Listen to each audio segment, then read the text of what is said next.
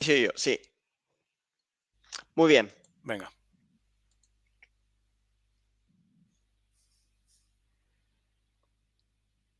Déjame un momento. Segunda parte.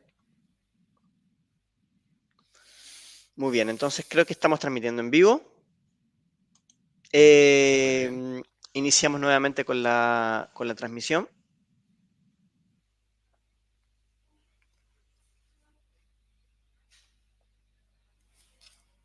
Dame un momento, que hay que permitir el directo.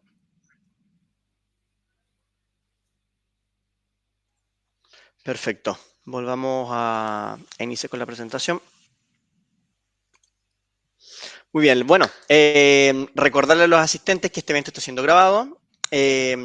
Hola, buenas tardes a todos y a todas y bienvenidos a este nuevo Ape Talks. Mi nombre es Nicolás Jofré, arquitecto de profesión y consultor del área de Ingeniería y Energías Renovables de Ape International Business School.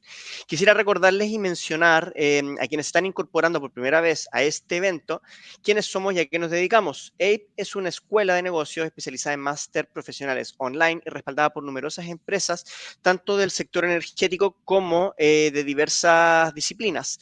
Estamos enfocados principalmente en la empleabilidad de nuestros estudiantes, los cuales cursan nuestras formaciones especializadas de manera online, las cuales están dedicadas a diversas áreas profesionales, desde la dirección de empresa, tecnologías de la información, las comunicaciones, ciberseguridad y, por supuesto, el área de ingeniería y energías renovables. Y hoy nos encontramos nuevamente con el ponente experto Íñigo Sanz Fernández para seguir profundizando en todos los detalles relacionados a la producción del hidrógeno renovable dentro del marco de lo que conocemos como economía circular.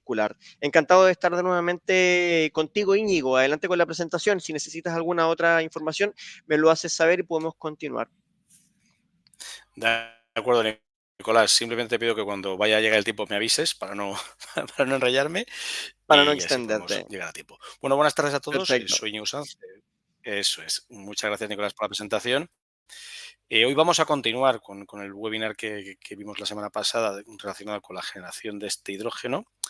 Hidrógeno que de hecho cada vez está más presente en todos los foros económicos, redes sociales, pero que esto tiene una explicación. O sea, la moda ahora de hablar de hidrógeno renovable es una cuestión de almacenamiento energético. Es decir, nosotros hay momentos que hay un exceso energético, esa energía hay que acumularla de alguna manera, se están valorando distintos sistemas, por lo que puede ser el bombeo inverso en empresas para almacenar agua, lo que puede ser la acumulación de esa energía eléctrica en forma de baterías, pues un poco la necesidad de esas baterías de litio, que tanto se está hablando también, sistemas de almacenamiento pues con izado de bloques de gravitatorios, bueno, y al final pues está claro que la generación de hidrógeno es una forma de acumular energía porque al final el hidrógeno es un vector energético, es decir, ese exceso de energía la vamos a utilizar para hidrolizar esas partículas de agua y vamos a tener la disociación del hidrógeno y el oxígeno.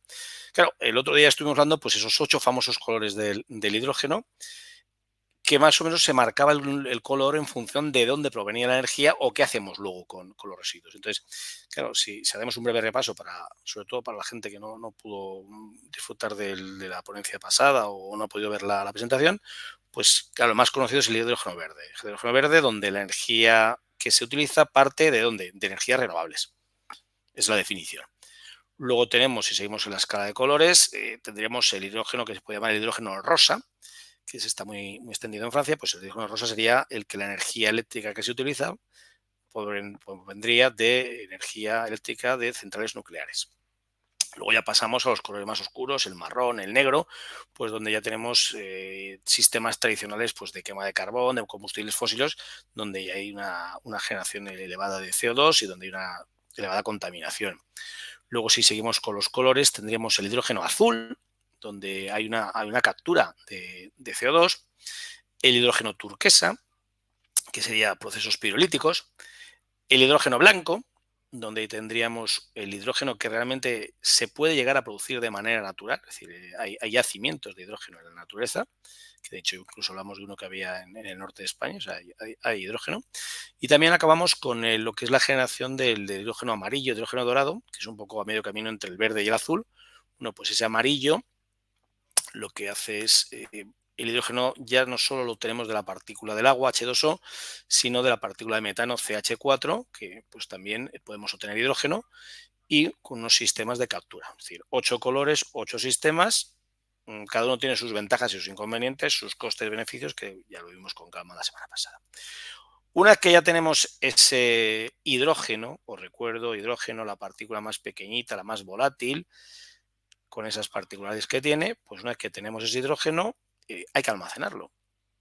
¿Y cómo almacenamos el hidrógeno? Lo que tenemos en la imagen es una cúpula gasométrica, un gasómetro de almacén de hidrógeno. Es decir, el hidrógeno muchas veces, cuando pensamos en hidrógeno, siempre pensamos a depósitos con grandes paredes de espesor, muy bajas temperaturas, muy altas presiones. Bueno, eso es una opción de almacenar el hidrógeno, pero resulta que el hidrógeno también se puede almacenar, según lo produzco, pues a pocos milibares de presión, en grandes gasómetros, que serán de doble o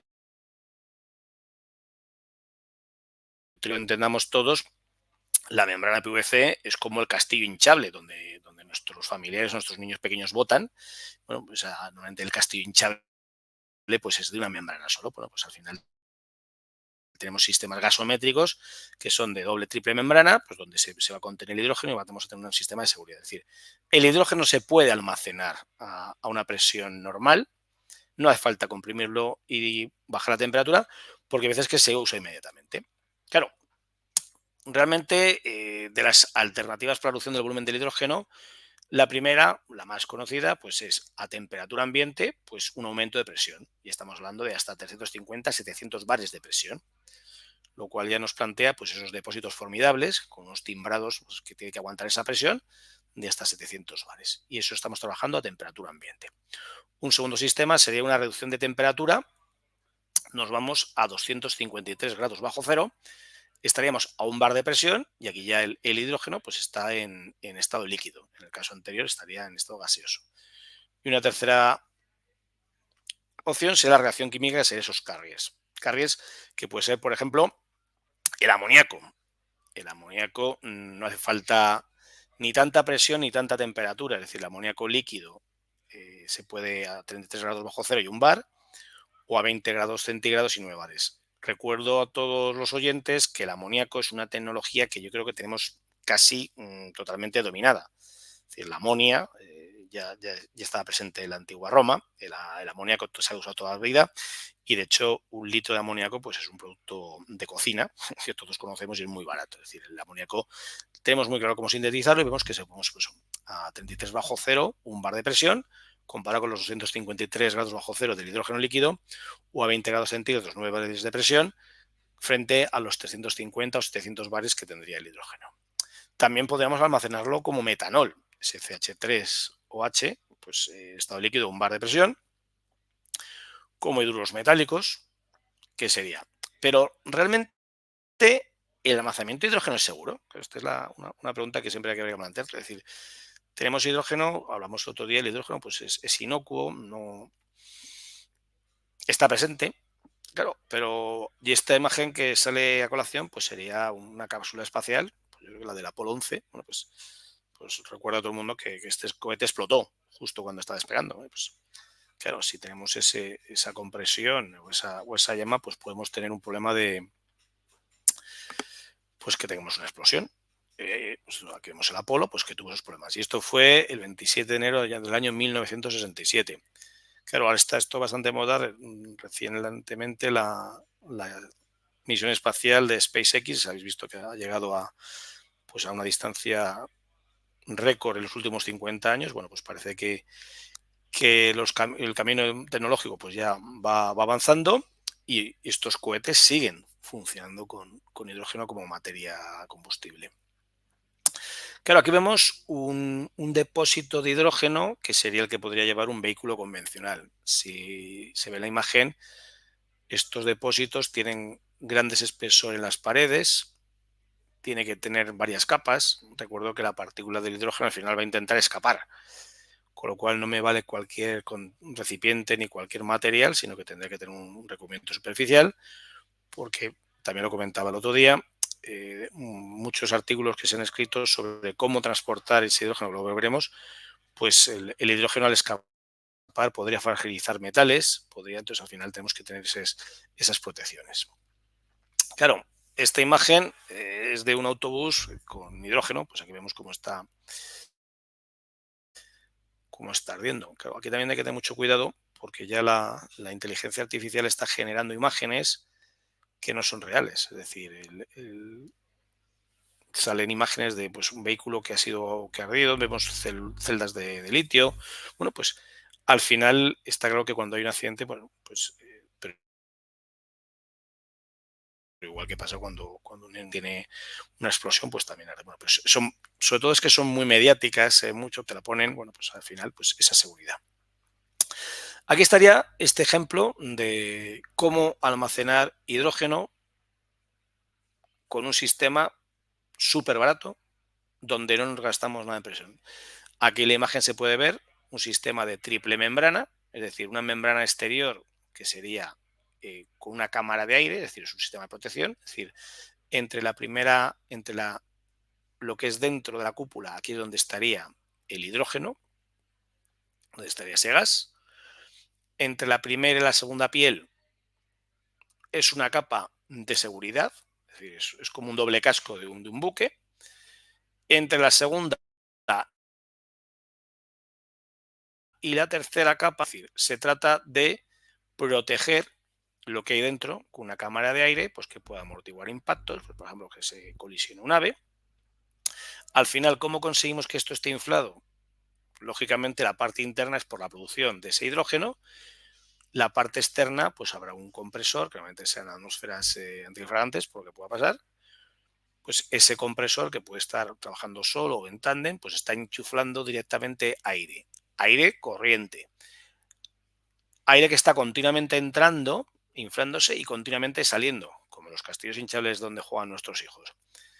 Claro, si por lo que sea, que alguno lo estará pensando, ¿qué pasa si hay un corte de suministro eléctrico? Bueno, pues si hay un corte de suministro eléctrico, la válvula por donde está saliendo, pues se cerraría automáticamente para permanecer la capa de protección. Tardaría en desinflarse, al final se desinflaría.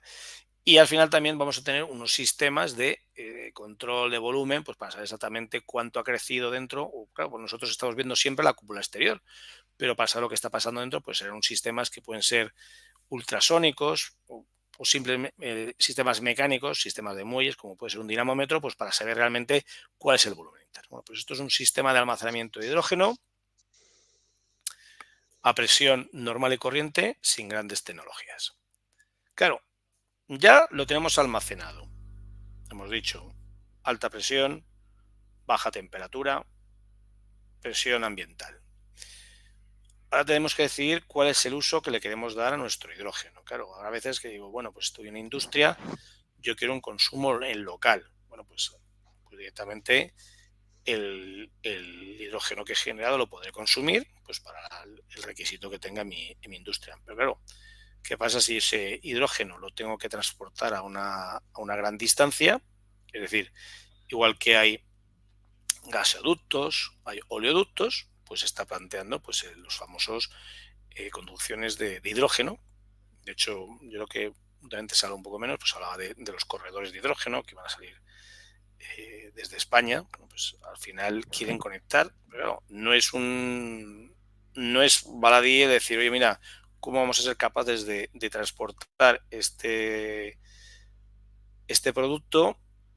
¿Con qué requisitos? Se habló incluso de utilizar sistemas híbridos donde el hidrógeno fuese con gas. Bueno, pues hay que hacer unos estudios con cuidado. Se habló también de los problemas que puede haber de cristalización, de ruptura. Bueno, al final podrían utilizarse esos conductos ya existentes, pero con una serie de requisitos previos. Y lo que está claro que al final, si va a haber una interconexión de hidrógeno, pues todo el mundo va a querer utilizarlo. Claro, ¿se pueden usar los actuales gasoductos para transportar este hidrógeno que estamos produciendo? Claro, el problema crítico en estos casos es la fragilización. Claro, un proceso en el que las moléculas son muy pequeñas, se difunden en el material de la tubería o el contenedor, entonces lo hacen que se vuelva a quebrar. Es decir, no me vale cualquier recipiente, no me vale cualquier sistema de suministro para transportarlo. Es decir, tengo que tener mucho cuidado. Claro, es una cuestión de seguridad. El hidrógeno es un elemento muy volátil e inflamable, por lo que requiere unos requisitos de seguridad elevados. Claro, Si a mí se me escapa el hidrógeno, no me doy cuenta, pues puede tener algún tipo de desgracia o accidente. O sea, eso lo ponemos siempre con peligro. Claro, este mapa está sacado de lo que se ha publicado últimamente. Se hablaba de los famosos corredores de red o adaptaciones de red, pero al final se está hablando de tramos ya construidos, tramos nuevos. Claro, aquí también te está mezclando tramos en proyecto. La idea al final, un poco todas las líneas convergen a lo que es el corazón industrial europeo, es decir, lo que sería el centro de Europa, que es donde van a tener esa demanda energética. Que por eso decíamos que este hidrógeno va a ser ese vector energético. Claro, lo primero que haría falta es que toda la red estuviese interconectada. Porque claro, si resulta que nosotros tenemos ya un tramo, el tramo mediterráneo, pero desde la frontera ya luego no hay nada, bueno, pues habrá que construir, salvo de esos corredores mediterráneos, que ya incluso se proyectó hacer corredores bajo el mar. Bueno, pues al final, pues siempre hay que conectarse. Aquí vemos, por ejemplo, en el Reino Unido, pues ya tienen ahí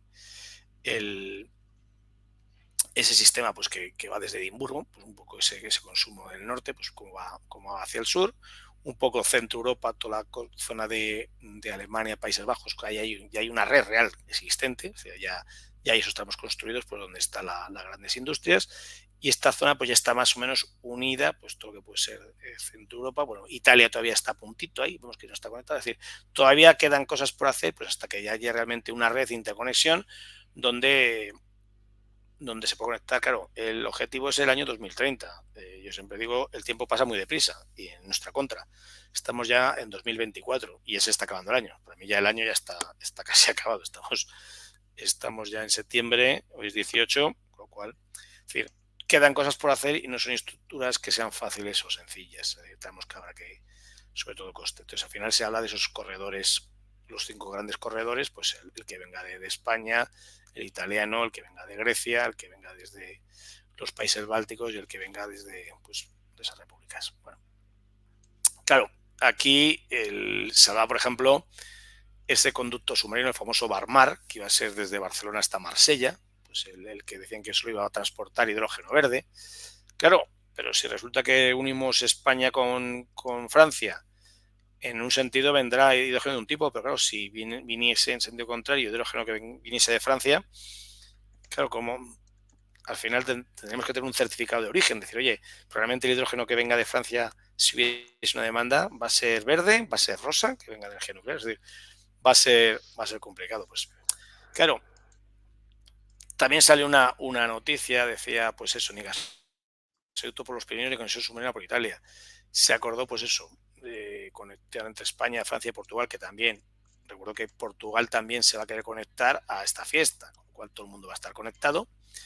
Claro, se hablaba de un conducto submarino de 300 kilómetros entre Barcelona y Marsella. Bueno, ¿se puede hacer? Sí. Como a nivel técnico, pues hay cosas que se puede hacer. Claro, el problema es cuál es el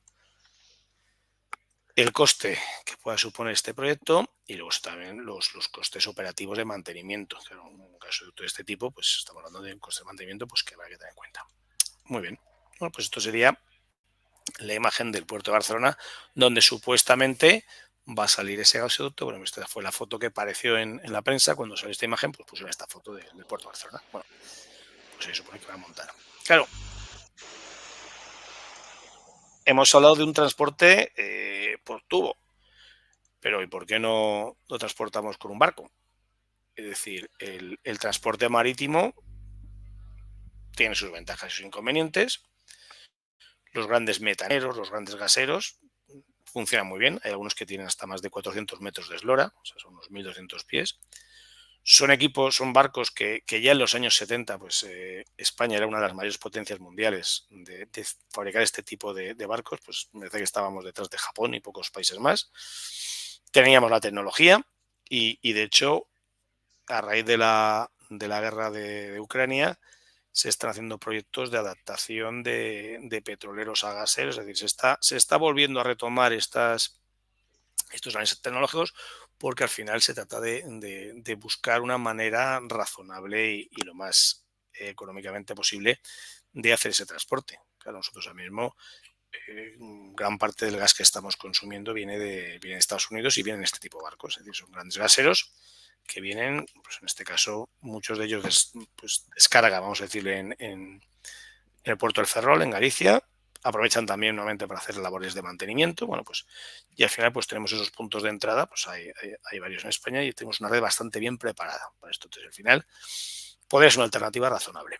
Claro, y una vez ya que lo tenemos, pasamos a una cosa que dimos, bueno, ya tenemos las redes, ya funciona, ya hemos usado en unos sitios u otros. Claro, pero si yo al final yo tengo un coche que existen, que va con hidrógeno, o un autobús que va con hidrógeno, pues tendré que ir a un sitio a repostar. Entonces ya se habla de los dos conceptos, el de la hidrolinera y el de la hidrogenera. Claro, son dos conceptos distintos. Claro, hace 3 años, a finales del 2021, en todo el mundo había un total de 685 estaciones de repostaje de hidrógeno operativas. En todo el mundo. Teníamos por un lado las hidrogeneras, es decir, aquellas que producían hidrógeno in situ. Ellos lo producían, ellos lo distribuían. Es decir, ellos tenían su consumo energético, su hidrolización y generaban ese hidrógeno y lo distribuían. Y luego estaban las hidrolineras, que es el mismo concepto que la gasolinera. Es decir, nosotros en nuestra gasolinera habitual no tenemos una refinería al lado. Es decir, pues en la gasolinera pues llega el camión cuando venga, hará la recarga de los depósitos y nosotros vamos y repostamos. Es decir, hidrogeneras, hidrolineras, dos conceptos distintos. Claro, esta foto está sacada del centro que hay en Puerto Llano, en Ciudad Real, el Centro Nacional del Hidrógeno. Ellos tienen yo creo que es hidrogenera e hidrolinera, porque ellos producen y lo tienen para suministrar. Una de las cosas que me sorprendió ver en el Centro Nacional del Hidrógeno, que estuve por allí en el mes de marzo de este año, es que cuando se hace el repostaje del hidrógeno, el boquerel, vamos a decir, la pistola habitual que se usa para recargar estos vehículos, además de ir presurizado con unas medidas de seguridad, pues más parecido, por ejemplo, a lo que sean gases licuados como el GLP, tiene un sistema que parece una tontería, pero siempre que se reposta el hidrógeno a un vehículo, el boquerel tiene información exacta de cuánto hay dentro, es decir, programa la recarga. Es decir, amigos, no se trata de repostar hidrógeno como cuando alguno va a la gasolinera y le echa 10 euros de gasolina o de diésel, no. Nosotros cuando vamos con nuestro vehículo de hidrógeno, vamos a la hidrolinera, enganchamos el boquerel queda presurizado, hace una lectura de información de cuánto hidrógeno hay en el depósito y programa la recarga hasta unos parámetros. Es decir, no se trata de estar dándole ahí a la palanquita del boquerel para ir rellenando. No, esto es un proceso totalmente automático y muy seguro. ¿De acuerdo? Es decir, esto es una ventaja. Claro, pero realmente en los modelos de negocio, que ahora dice mucha gente, no, pues vamos a poner una hidrolinera, una hidrogenera, pero realmente antes de eso, realmente, ¿cuánto cuesta? Y tenemos clientes, porque claro, uno cuando pone una gasolinera, pues más o menos lo pone en una vía transitada que tiene garantizado un flujo de vehículos con unos números estadísticos, pero claro, porque ya hay un desarrollo de esos vehículos. Pero claro, ¿quién a día de hoy apuesta por poner una hidrogenera o una hidrolinera sin tener claro cuántos vehículos hay? Claro, si es una de nivel particular para una flota de autobuses de una gran ciudad, como pueda ser Madrid, Barcelona, bueno, pues ahí sí que tiene sentido. Una empresa municipal de transportes sí tiene sentido que tenga su propia hidrogenera e hidrolinera. Pero un particular que ponga un dispositivo de esto sin tener claro cuál es el mercado, el modelo de negocio, pues es una cuestión bastante arriesgada. Claro, ¿hay clientes suficientes a día de hoy? Pero se trata de que el negocio sea rentable. Claro, vuelvo a decir lo mismo. Si estamos en una instalación municipal, que tengo los autobuses, vale, perfecto, pues es una instalación municipal. Pero un particular, ¿qué modelo de negocio tiene que hacer para rentabilizar esta inversión? Pues esto es muy importante. Claro, el número de puntos de distribución que, por ejemplo, en España tiene un lento crecimiento. Ahora mismo hay 5 puntos, a día de hoy, de los cuales el único con acceso público está en Puerto Llano, el que os dije del Centro Nacional del Hidrógeno.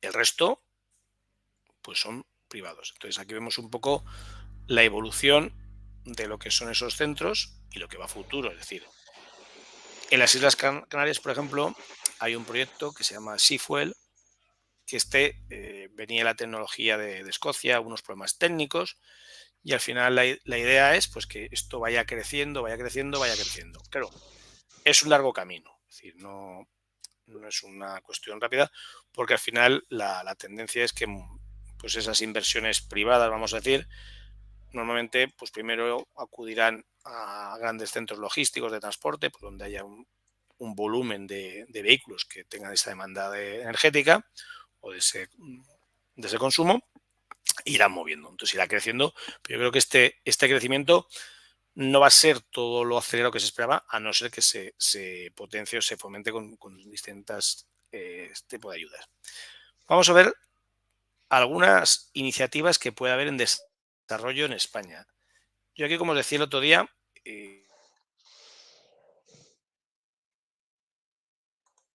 un poco caso enumerar estas iniciativas y todas tienen una lógica. Por ejemplo, la primera que por orden alfabético, la de Aspontes, no sé si lo conocen. Aspontes es una central térmica que hay en la provincia de La Coruña, muy cerca del Ferrol. Estaba al lado de una mina, la mina ya se extinguió, ahora la han reconvertido en un lago, la mina de carbón. La central sigue en pie, yo creo que es de las pocas centrales térmicas que siguen en pie. Bueno, pues haya quedado un solar formidable, pues se están barajando pues los señores de la compañía energética, ¿qué hacer ahí? Pues una de las opciones es montar en Aspontes un desarrollo de hidrógeno. Luego está el proyecto de acero verde de Asturias. Aquí lo que querían en la zona de Avilés, los antiguos Altos Hornos, pues claro, ahí tenemos de todo. Ahí, pues igual que en Aspontes hay agua, importante. Y había inversiones de muchos millones de euros pues, para hacerlo. Claro, ahí ha habido vaivenes, está parado, ahora iban a potenciar un poco más la depuradora cercana, la de Macua. Bueno, pues aquí al final siempre va a haber voces a favor y voces en contra de estos proyectos. Es decir, aquí nunca llueve a gusto de todos. Bueno, pues ahí tenemos esa acero verde.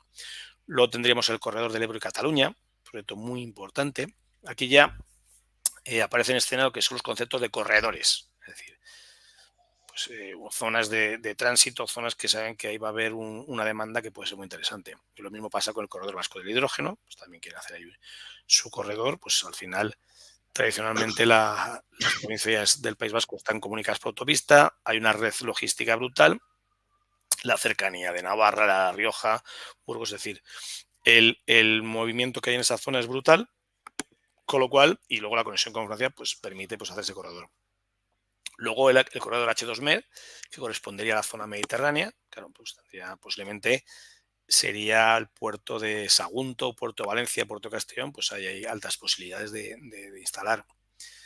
El Green Hidrógeno Cantabria, bueno, pues claro, aquí también están pensando hacer algo, aquí sería más en la zona de Torrelavega, por donde están las instalaciones de Solvay, industria tradicional, pues que tiene ahí espacio, va creciendo, bueno, pues había sitio.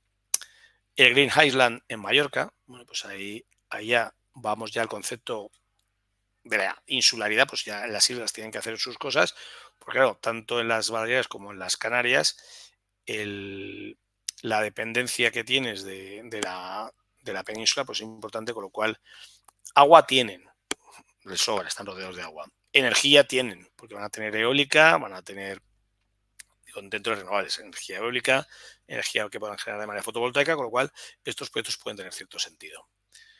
Hidrógeno verde en La Robla, eso es en la provincia de Albacete. Aquí ya estamos hablando de un punto logístico a nivel de transporte. Es un punto por donde sale mucho producto. Ahí hay movimiento continuo de camiones, con lo cual tendría bastante sentido. Y encima La Robla es una de las 17 zonas de Castilla-La Mancha que están en estudio de crecimiento, donde cual pues podría haber ahí inversiones interesantes. El Valle Andaluz del Hidrógeno Verde, lógicamente, pues ahí tenemos ahí varias opciones o varios candidatos. El Valle de Hidrógeno de Cataluña, pues igual que tenemos un corredor del Ebro y Cataluña, pues también hay un Valle de Hidrógeno. Aquí ya tenemos una alternativa al corredor. El Valle de Hidrógeno de Aragón, verde de la región de Murcia. También, pues en Murcia también, pues toda la zona de huerta, pues ahí también hay una producción. El Cluster Hub Hidrógeno Renovable de Canarias, que curiosamente es uno de los que más avance tiene. En ese clúster ya se han metido bastantes empresas. Eso va a ir sobre todo orientado a lo que va a ser a nivel de transporte naval. Recuerdo siempre que las Islas Canarias es como una gran gasolinera en el centro en medio del Océano Atlántico, con lo cual es como una estación de servicio, ahí tienen que tener de todo. Bueno, pues ese clúster, esas empresas que están involucradas, pues al final van avanzando. Yo curiosamente la semana que viene, el miércoles de la semana que viene, es decir, dentro de una semana, a estas horas estaré dando una ponencia parecida en la Universidad de La Laguna, ahí en Tenerife, porque el concepto del hidrógeno a nivel islas pues puede ser muy importante. Es decir, es una vía de poder generar esa riqueza. También está el clúster de energía de Extremadura. Ahí también hay un poco ver ubicaciones. Se hablaba de pues esa zona que quieren fomentar entre la unión entre Don Benito y Villanueva. Bueno, pues puede que esté por la zona de las Vegas Bajas, zona tomatera, zona con consumo. Bueno, pues hay opciones. Luego, por ejemplo, el clúster de hidrógeno de Castilla-La Mancha, que podría ser un poco también el de la Robla y el de Castilla y León. El de Castilla-La Mancha es el que estaba más o menos en la zona cerca de Albacete, Almansa, en la zona de las Pedroñeras. Bueno, pues por ahí querían pensar algo. Bueno, pues un poco hay un reparto. Hay un reparto un poco a nivel nacional. Yo entiendo que todo el mundo quiere su proyecto. No sé si todos llegarán a buen puerto, pero bueno, por lo menos ahí se está invirtiendo.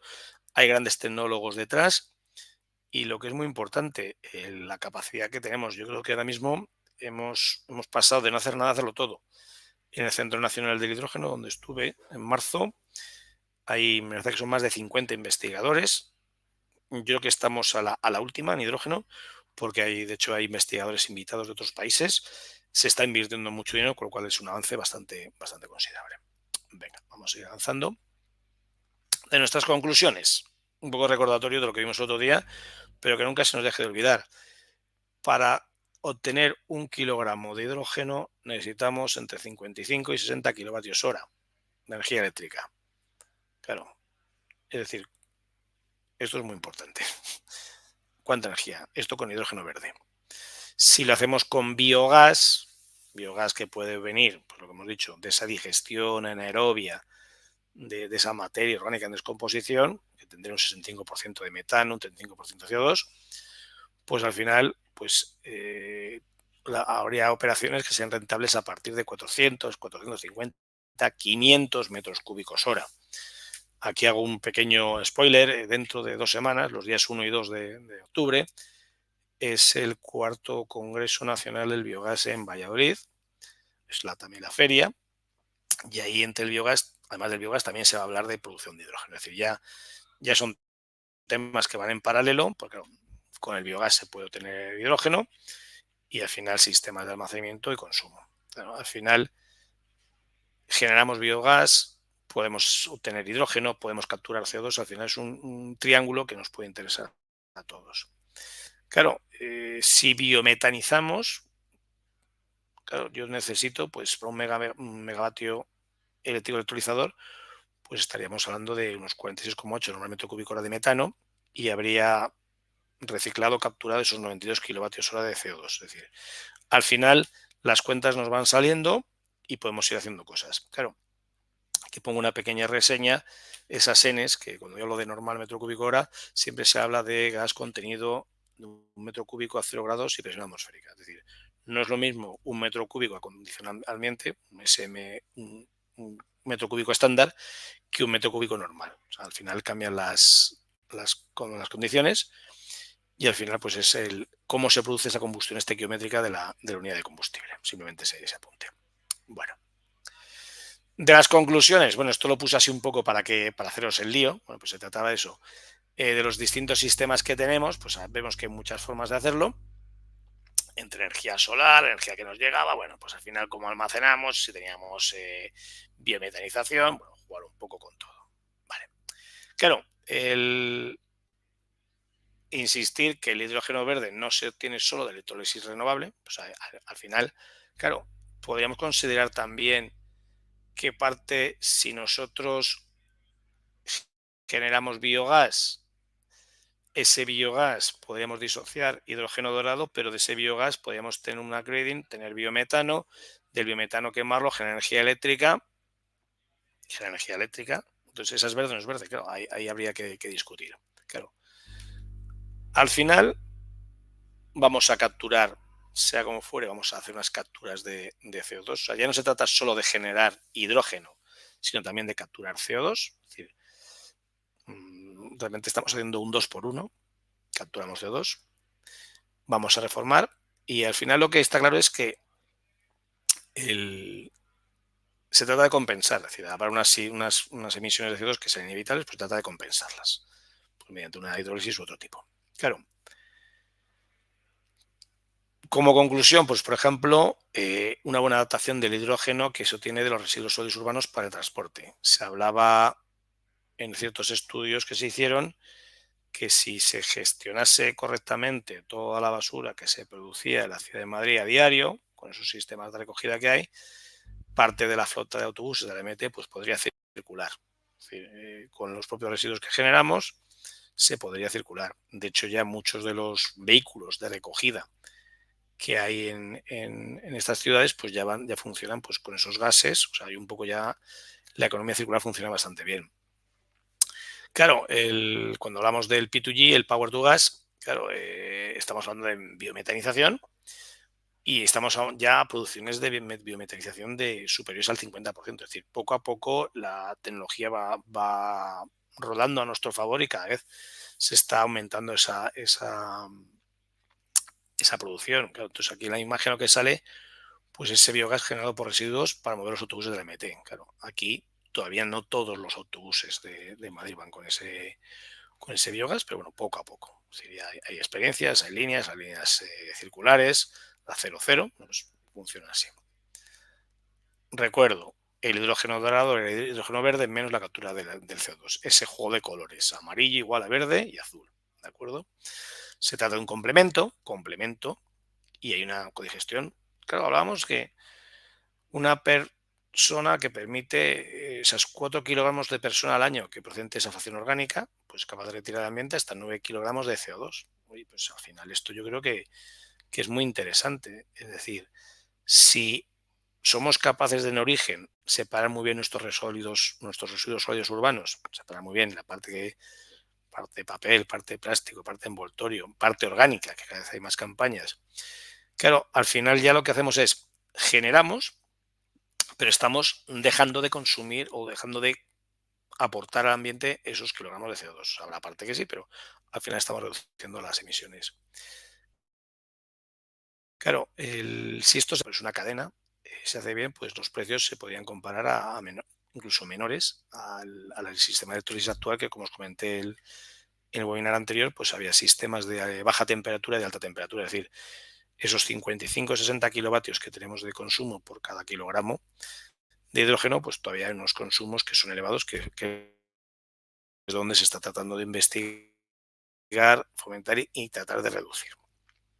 Claro, ¿dónde está uno de los grandes potenciales? Pues evidentemente en el transporte público. Tenemos grandes ciudades, grandes aglomeraciones de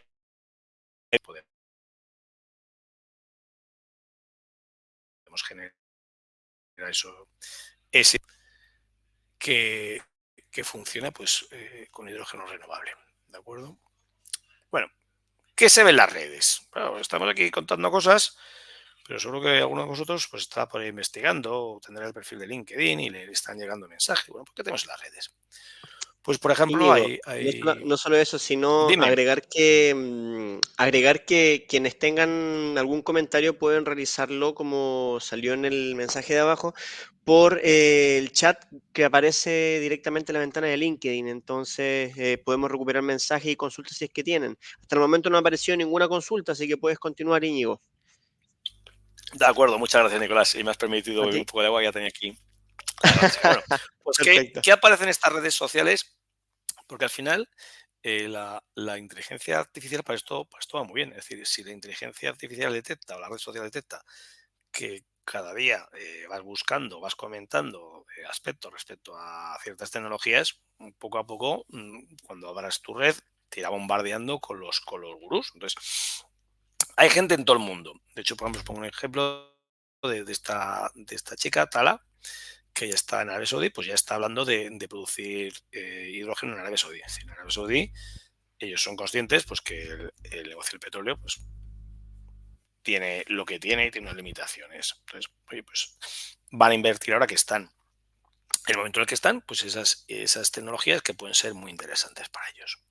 Entonces, pues hablaba Tala en sus artículos o en sus comentarios, pues un poco cómo producir, pues hablaba de procesos alcalinos, pero por ejemplo aquí hablaba que es necesario un suministro de agua demineralizada, es decir, no me vale el agua del grifo, eso es muy importante, ya lo dije el otro día, lo vuelvo a repetir, no me vale cualquier agua para hidrolizarla, me cargo el hidrolizador, es decir, el, el hidrógeno que voy a obtener va a requerir de una fase previa de preparar ese agua y luego pues tendré también mis torres de refrigeración. Es decir, al final no es un proceso tan sencillo de como que tengo agua, lo meto en un hidrolanzador, me sale hidrógeno por un lado y oxígeno por otro. No. Es decir, esto tiene una serie de pasos donde al final pues tendré desde la cometida eléctrica sus centros de transformación y luego sobre todo los sistemas de almacenamiento, que vemos pues un sistema de almacenamiento pues que están inyectando hidrógeno a 30 bares de presión, pues con sus características.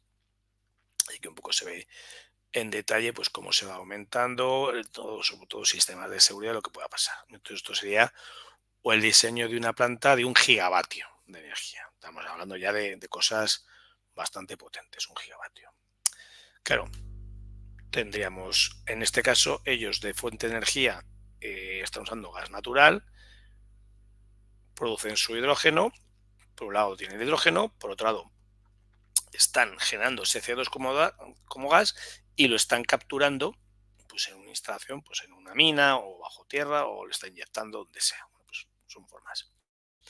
Claro, esa cadena de valor, pues aquí el hidrógeno es ese vector energético, ese carrier.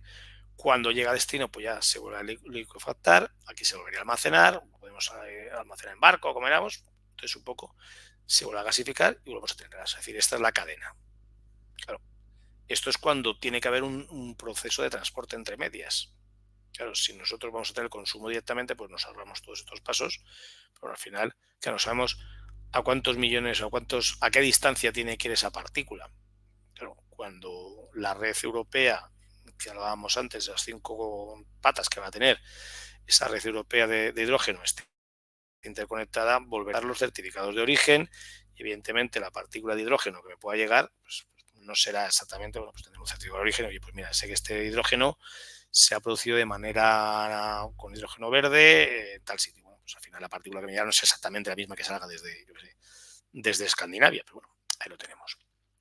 Claro, aquí sería una cadena pero aumentada, pues cuando estamos introduciendo, en vez de el hidrógeno cofactado, pues ya estamos metiendo pues el tolueno, pues otra forma de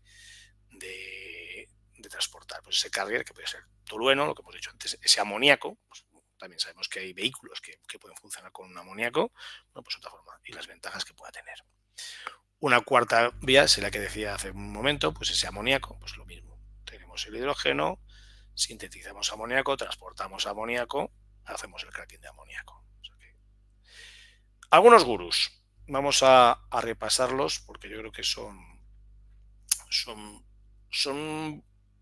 muy activos en redes, es decir, yo creo que no hay semana o no hay día que uno de estos 3, 4, 5, 6, 7, 8 no publiquen nada, no pongan ningún comentario en redes, son muy activos. Y aquí también están distribuidos por todo el mundo. Por ejemplo, tenemos desde gente que está en Estados Unidos, Canadá, Jason está en Canadá. Luego tenemos, por ejemplo, a Yolanda, que ya está en Madrid, en comillas. Emilio Guzmán, él, por ejemplo, es muy especialista en tema energético, pero para lo que es el negocio aeronáutico, o sea, lo que son investigaciones de estos nuevos combustibles también para los aviones, con esa parte que va a ser renovable, es decir, también se está planteando.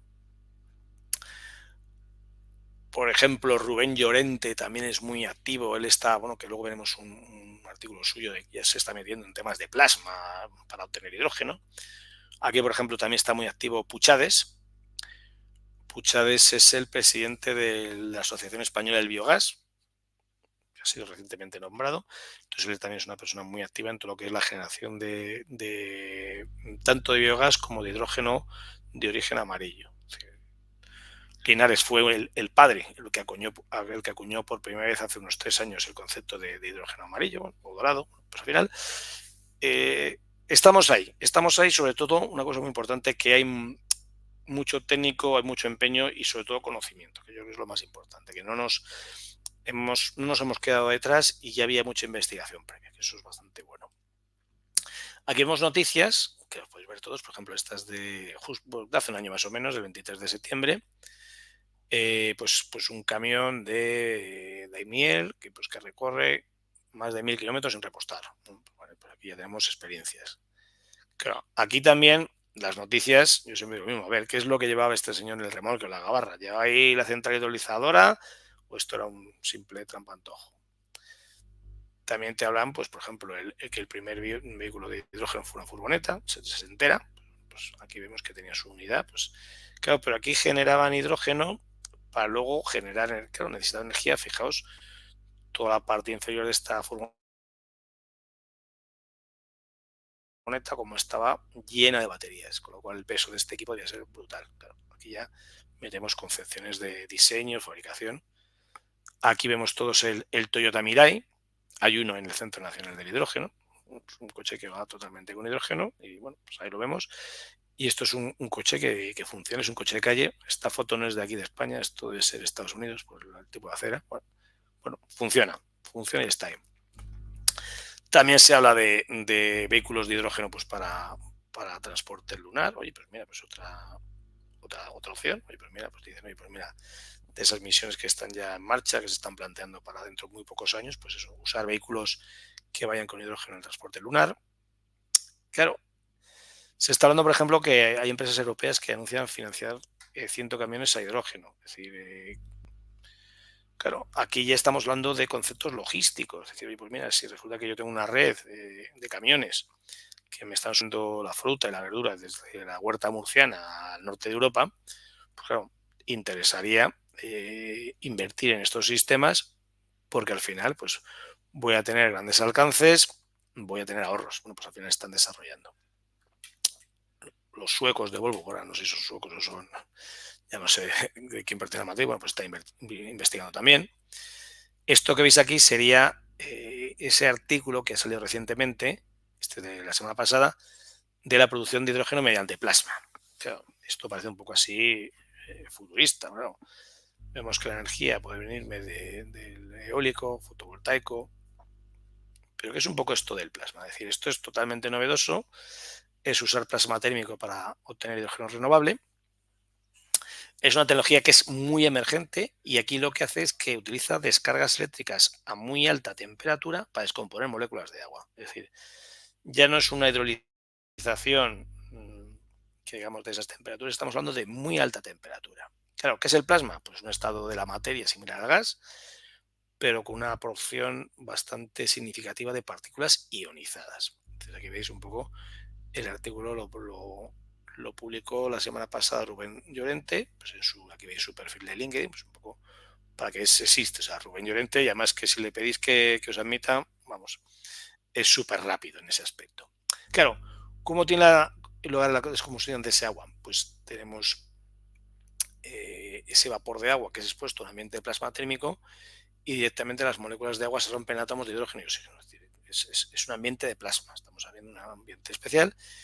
Y claro, ¿con qué energía creamos ese plasma térmico? Bueno, pues el plasma térmico se puede generar mediante descargas eléctricas de arco, pues podría ser una soldadura posplasma, microondas, radiofrecuencia. Es decir, ya lo estamos metiendo en sistemas un poco más complejos de generación, bueno, pues que pueden ser interesantes. Es decir, que sepáis que esto todavía no ha acabado de investigarse y de hacer cosas. Y aquí, por ejemplo, lo que ya viene, esto ya es actual. Esto es público. Esto lo saqué yo de la página del MITECO, del Ministerio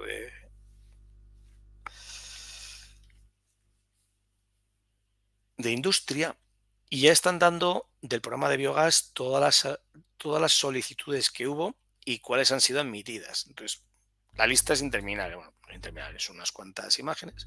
Pero aquí lo importante es ver sobre todo que ya en esta lista, además de decirte los criterios, bueno, te está hablando de qué potencias estamos hablando, kilovatios térmicos, kilovatios eléctricos, lo veis ahí. El kWt serían kilovatios térmicos, kWe kilovatios eléctricos. ¿Qué ayudas se proponen a la concesión? Claro, estamos hablando, pues ayuda de 600.000, 200.000, 600.000, 800.000, 3 millones, ¿está dónde es? Pues vemos que es, Esto es en Cataluña, para un sistema de digestión anaerobia, lo veis, de lodos con aprovechamiento. Pues. Esta es menor, 46.000, 600.000, 170.000, 190.000, 800.000. Vamos a la siguiente, 400.000, 200.000, 1.800.000. Pues por ejemplo, esta es la planta centralizada de digestión anaerobia de fangos en Tudela. Esto es en Navarra. Bueno, pues interesante. Veis que tiene, aquí son todo kilovatios térmicos. Seguimos, por ejemplo, esta de 3 millones. Esta es en Aragón, planta de biometano de la Almunia de Doña Godina. Pues interesante, 2,5 millones. Esta es en Motrient. A ver si hay por aquí alguna así un poco más gorda. 1,5 millones. Esta sería en Biocamelia. No sé dónde están. Bueno, Castilla-La Mancha. Casi 4 millones. Esta está en Lítera. Esto es Aragón. 3.300.000. Esta es en Moyá. Esto es en Cataluña. 1.100.000 en Castilla-La Mancha. Bueno, pues veis que aquí pues hay dinero. Hay dinero, me parece que unos 78 millones de ayudas que, pues, al final, en total, pues el MITECO ha dado 76 millones para 23 proyectos, unas 15 comunidades autónomas, el 32% se ha distribuido a Cataluña, 12% Aragón, 9% Andalucía. Esto es el lado. Claro, ¿qué es lo que viene ya? Bueno, pues los que estéis metidos en los foros veréis que ya os están bombardeando todos, que el año que viene, en marzo, ya no queda nada, pues es el REMMAT, ese foro del hidrógeno, que tiene ya bastante aceptación y es bastante interesante. Es decir, los que tengáis oportunidad, claro, los que tengáis capacidad, yo lo aconsejo, porque al final son foros muy interesantes, hay una comunicación de expertos, de tecnólogos. Bueno, pues si alguno veis por ahí, pues ya nos veremos por allí, yo estaré. Genera anteriormente era una feria en Madrid en IFEMA, que era normalmente en primavera, era en marzo, abril, bueno, pues ahora cambia a noviembre, ya se ha disparado. Es decir, Genera tradicionalmente era una feria casi de instalaciones de fontanería, calefacción, evolucionó a instalaciones fotovoltaicas y ya últimamente ya hay de todo. O sea, esto ya no tiene. Y ya con esto, pues justo, me queda un minuto. Muchísimas gracias por su atención. Voy a quitarla. Dejo de compartir. A ver, dejo de Muchas gracias, compartir. Íñigo, por tu tiempo. Muy bien. Nicolás, he sido Muy justo, ¿eh? bien. Sí, sí, como reloj.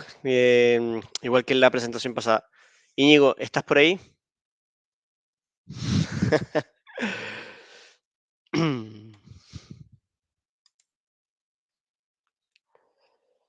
Bueno, mientras Íñigo vuelve a la conexión, ya que se acaba de salir, los dejamos invitados entonces a poder ver nuestra página web, eposgrados.com, en donde podrán ver toda la oferta programática que tenemos de nuestros másters, sobre todo el máster en energías renovables, redes inteligentes y movilidad eléctrica, enfocado no solamente en la parte técnica de las energías renovables, sino también en la parte de gestión de proyectos y también con un componente muy actualizado relacionado a la programación, a la inteligencia artificial y a la tecnología de las comunicaciones. Este máster contempla las energías desde una mirada nueva y tecnológicamente actualizada para ofrecer una visión integral al, al desarrollo de proyectos, no solamente de la parte técnica o de la parte inicial, sino de todo el ciclo de proyectos, desde el inicio hasta el final. Entonces, lo que nos permite a nosotros profundizar con el alumnado en formación relacionada a la parte de gestión de proyectos, a la parte de evaluación de impactos ambientales, desarrollo de proyectos y luego a la parte ya enfocada en automatización de cada uno de los procesos dedicados a instalaciones de energía renovable, tanto de pequeña, mediana o gran escala. Bueno, Mencionarles también que nuestro departamento de empleo especializado en la inserción laboral está siempre enfocado en encontrar las mejores oportunidades para nuestro alumnado y en perfeccionar el perfil o la marca personal de cada uno de nuestros estudiantes para lograr una gran proyección desde el momento en que ingresan a una de las empresas con las cuales nosotros colaboramos y luego ir creciendo a lo largo desde la parte inicial de un proyecto hasta llegar a tener puestos directivos o como managers en alguna de las empresas con las cuales nosotros colaboramos. Y eso ha sido todo por hoy. Les comentamos que esta presentación será subida y compartida en nuestro LinkedIn para que puedan verla luego por diferido. Los dejamos invitados para un próximo Ape Talks que será compartido por las redes sociales y eso es todo. Que tengan una muy buena tarde y nos vemos en una próxima ocasión. Hasta luego.